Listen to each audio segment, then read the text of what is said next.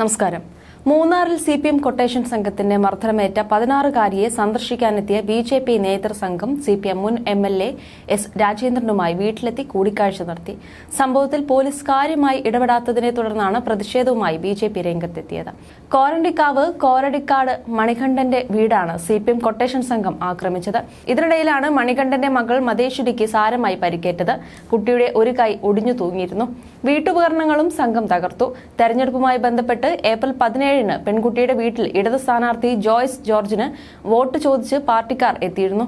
ഈ സമയം S രാജേന്ദ്രനുമായി ആലോചിച്ച് ചെയ്യാമെന്ന് പറഞ്ഞു. പിറ്റേന്ന് വെളുപ്പിനാണ് ഒരു പറ്റം അക്രമികൾ തൊഴിലാളികൾ താമസിക്കുന്ന ലയത്തിലെത്തി വീട് ആക്രമിച്ചത്.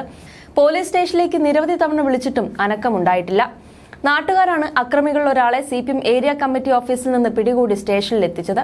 അക്രമികൾ ഉസ്ലംപെട്ടിയിൽ നിന്ന് വന്നവരാണ് എന്ന് തിരിച്ചറിഞ്ഞിട്ടുണ്ട്. അക്രമികൾക്കെതിരെ ജാമ്യമില്ലാ വകുപ്പ് പ്രകാരം കേസെടുത്തെങ്കിലും എല്ലാവർക്കും സ്റ്റേഷൻ ജാമ്യം നൽകി വിട്ടയച്ചു. എന്നാൽ ഇയാളെ പിടിച്ചു കൊടുത്തവർക്കെതിരെ ഗുരുതര വകുപ്പുകൾ ചുമത്തി കേസുമെടുത്തു. ഇതിൽ പ്രതിഷേധിച്ചാണ് BJP നേതാക്കൾ സ്ഥലത്തെത്തിയത്.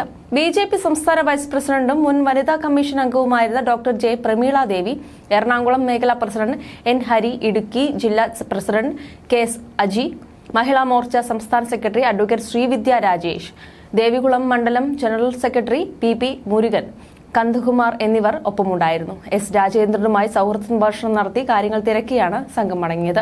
മൂന്നാറിൽ കൊട്ടേഷൻ സംഘത്തിന്റെ മർദ്ദനമേറ്റ മതേശ്വരിയെയും ദേവികുളം മുൻ MLA S രാജേന്ദ്രനെയും BJP നേതാക്കൾ സന്ദർശിച്ചു.